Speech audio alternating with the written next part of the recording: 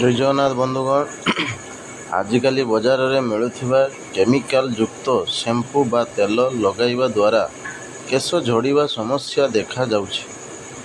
ଯାହାଫଳରେ ପୁରୁଷ ହେଉ ବା ଝିଅ ହେଉ ସମସ୍ତଙ୍କ କ୍ଷେତ୍ରରେ କେଶ ଝଡ଼ିବା କାରଣରୁ ଅନେକ ସମସ୍ୟାମାନ ଦେଖାଯାଉଛି। ଏମିତିକି ଖାଦ୍ୟପେୟରେ ଅନିୟମିତତା କାରଣରୁ ମଧ୍ୟ କେଶ ଜନିତ ସମସ୍ୟା ଦେଖାଯାଉଛି। ଆଜି ଆମେ ଆପଣମାନଙ୍କ ପାଇଁ ଏମିତି ଏକ ପ୍ରାକୃତିକ ଉପଚାର ନେଇ ଆସିଛୁ, ଯାହାର ପ୍ରୟୋଗ କରିଲେ କେଶ ଘନ, ଲମ୍ବା ଓ ମଜବୁତ ହେବାରେ ଲାଗିବ। ଏହି ରେମେଡି ତିଆରି କରିବା ପାଇଁ ଏଲୋଭେରା ଜେଲ୍ ଦରକାର, ଯାହା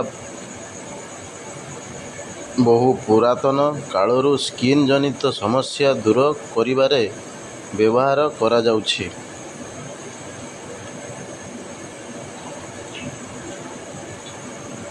ଫେସ୍ରେ ଏଲୋଭେରା ଲଗାଇଲେ ସ୍କିନ୍ରେ ଗ୍ଲୋ ଆସିବା ସହ କେଶରେ ଲଗାଇଲେ ମଧ୍ୟ କେଶ ଝଡ଼ିବା ବନ୍ଦ ହୋଇଥାଏ।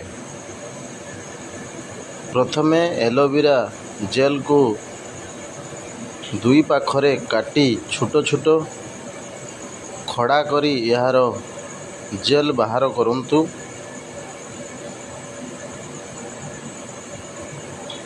ଏଲୋଭେରା ଚୋପାକୁ ନ ଫୋପାଡ଼ି ଏହାର ରସ ବାହାର କରିପାରିବେ।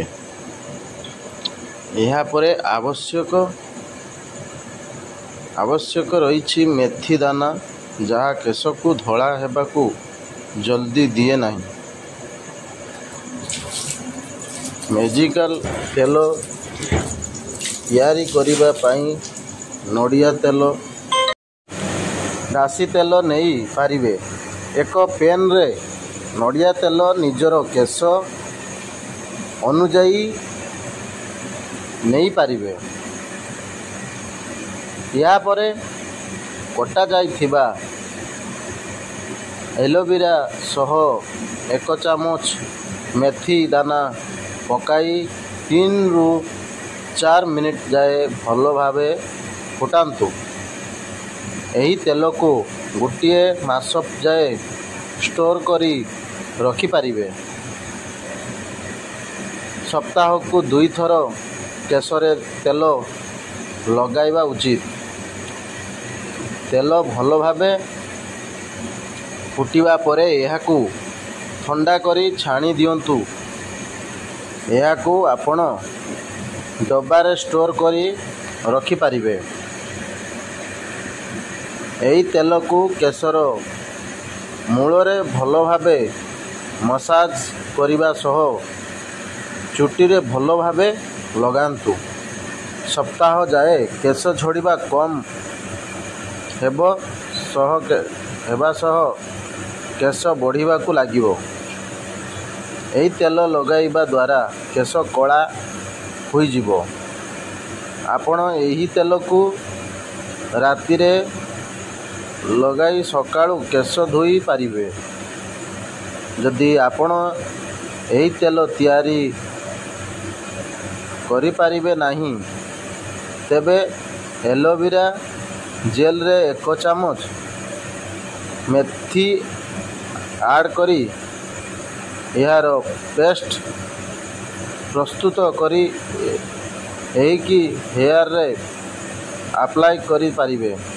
ତେଲ ଲଗାଇବା ସହ ହେୟାରରେ ଏହି ପ୍ୟାକ୍ ଲଗାଇଲେ କେଶଜନିତ ସବୁ ସମସ୍ୟା ଦୂର ହୋଇଯିବ।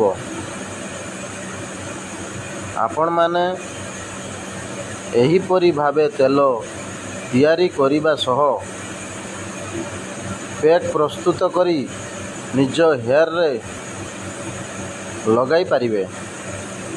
ଦେଖିବେ ଆପଣଙ୍କର ହେୟାର ଲମ୍ବା, ଘନ ଓ ସିଲ୍କି ହେବାରେ ଲାଗିବ। यदि वीडियो भल लगता है तो